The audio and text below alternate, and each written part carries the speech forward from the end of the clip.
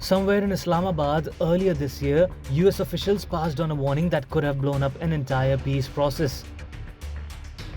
The message was lethal. It said Israel may be planning to assassinate the very men sitting across the table from the US. New York Times broke the story, which Israel is calling a complete lie.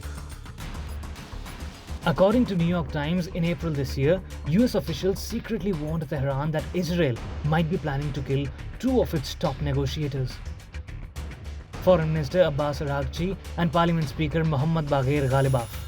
These aren't minor figures. Araghchi had been the public face of Iran's nuclear negotiations. Ghalibaf was leading the parliamentary sides of talks with Washington. Targeting either men would have effectively ended the negotiations before they even had a chance to succeed. The warning wasn't delivered directly. It went through intermediaries. And according to US officials, the concern wasn't based on a confirmed plot. It was based on a pattern. Israel had spent months hunting senior Iranian officials, and Washington believed Araghchi and Ghalibaf could be next, especially in the weeks right after an April 8th ceasefire. The detail that stands out is this. US officials reportedly believed Israel was preparing to target Ghalibaf's plane on April 12th, as he flew back to Tehran from Islamabad.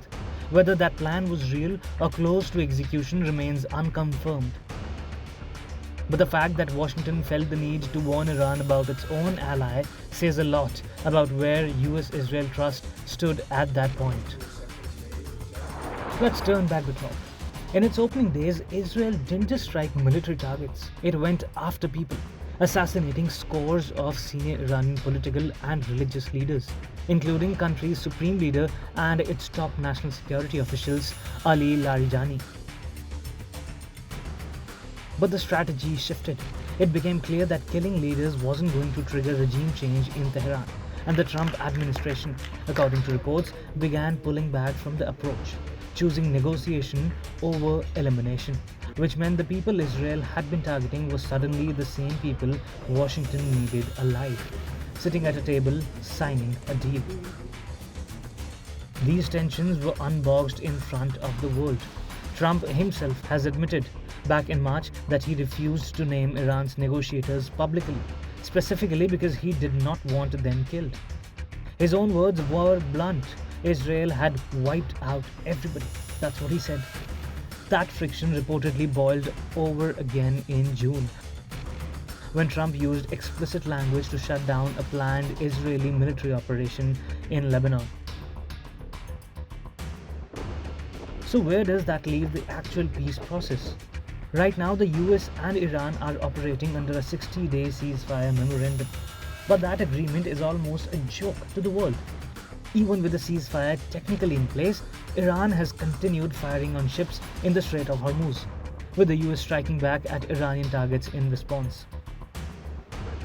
Israeli Prime Minister's office called the New York Times reports fake news and a complete fabrication of reality. Either the US quietly stopped an assassination that could have collapsed months of diplomacy, or this is a story designed to gaslight the already tensed situation between two of the strongest allies. Trump and Netanyahu have clashed before, and clashed hard over how this war should end. One wants a deal, the other has wanted Iran's leadership gone entirely.